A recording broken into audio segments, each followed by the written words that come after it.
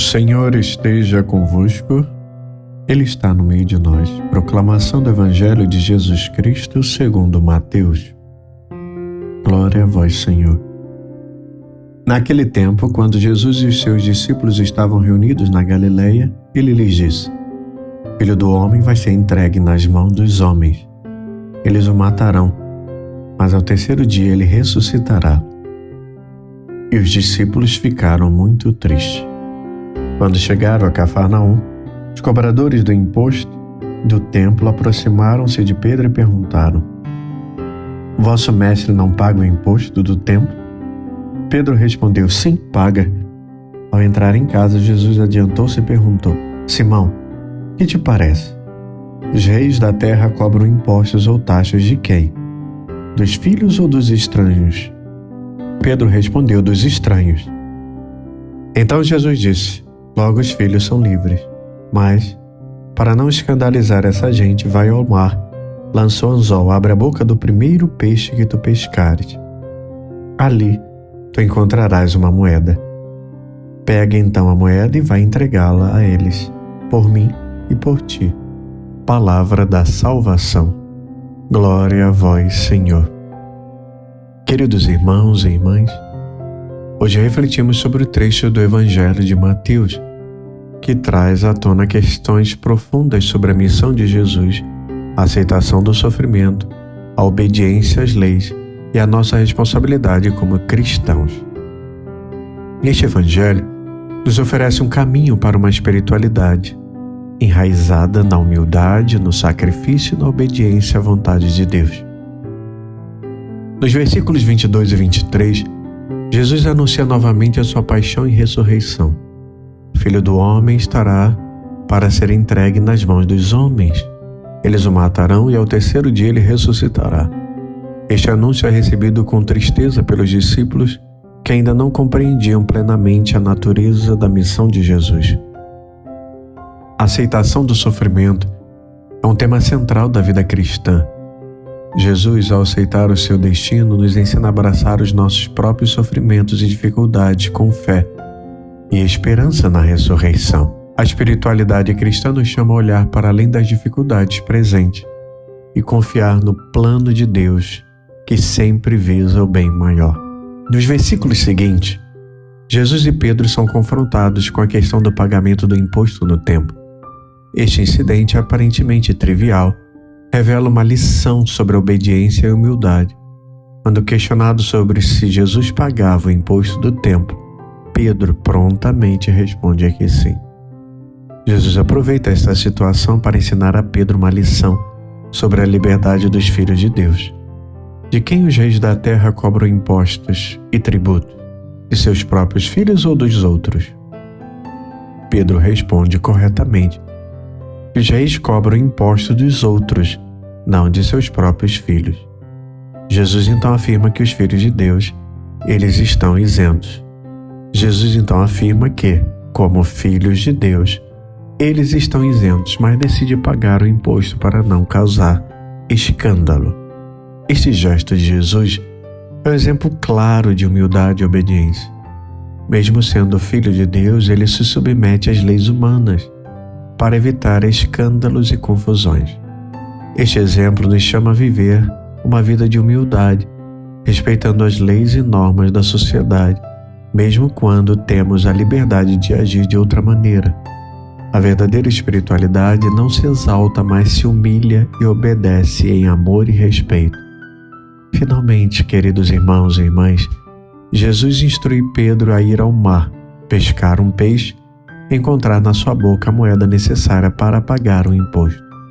Este milagre discreto demonstra a providência divina e a maneira como Deus cuida de nós em todas as circunstâncias. A confiança em Deus é elemento essencial da espiritualidade cristã. Quando confiamos em Deus, sabemos que Ele proverá todas as nossas necessidades, mesmo nas situações mais inesperadas. Este episódio nos ensina a importância da confiança e da fé. Deus cuida de nós de maneira que muitas vezes não compreendemos. Ele está sempre presente, pronto para nos ajudar. Nossa resposta deve ser de confiança e obediência, sabendo que Deus é fiel e justo. Mas, e na prática, diante desse Evangelho, como podemos cultivar uma espiritualidade eficaz? Primeiro, devemos aceitar o sofrimento. Enfrentar as dificuldades com fé e esperança, lembrando que o sofrimento é temporário e que a ressurreição e a vitória final pertencem a Deus. Podemos oferecer nossos sofrimentos a Deus, unindo-os aos sofrimentos de Cristo, e encontrar consolo na certeza da ressurreição. Outra questão importante para a nossa vida é ter humildade e obediência. Seguir o exemplo de Jesus, vivendo com humildade e obedecendo às leis e normas da sociedade, mesmo quando temos a liberdade de agir de outra forma. Isso significa respeitar as autoridades, ser justo em nossos negócios e tratar os outros com respeito e dignidade. Uma outra questão importante é a confiança em Deus. Precisamos desenvolver uma fé sólida na providência divina, sabendo que Deus cuida de todas as nossas necessidades.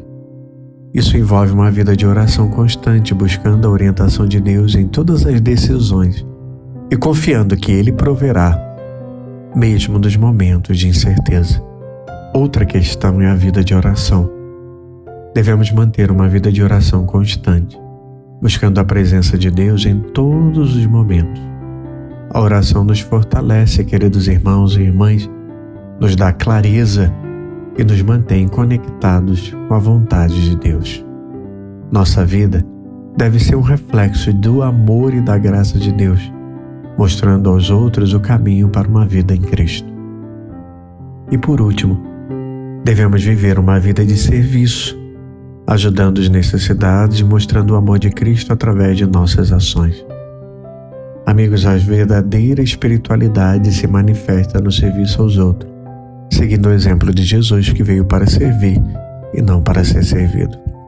Por isso, queridos irmãos e irmãs, o Evangelho de hoje nos chama a uma vida de aceitação do sofrimento, humildade, obediência e confiança em Deus.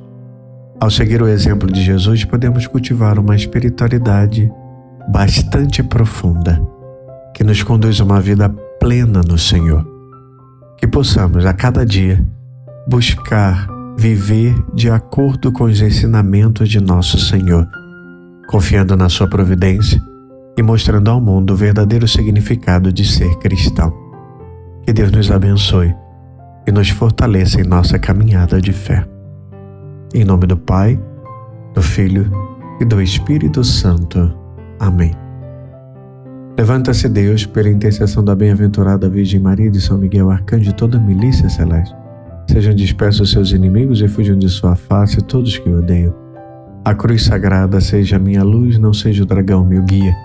Retira de Satanás, nunca me aconselhe as coisas vãs, é mal que tu me ofereces, bebe tu mesmo do teu veneno. A cruz sagrada seja minha luz, não seja o dragão meu guia. Retira de Satanás, nunca me aconselhe as coisas vãs, é mal que tu me ofereces, bebe tu mesmo do teu veneno. A cruz sagrada seja minha luz, não seja o dragão meu guia.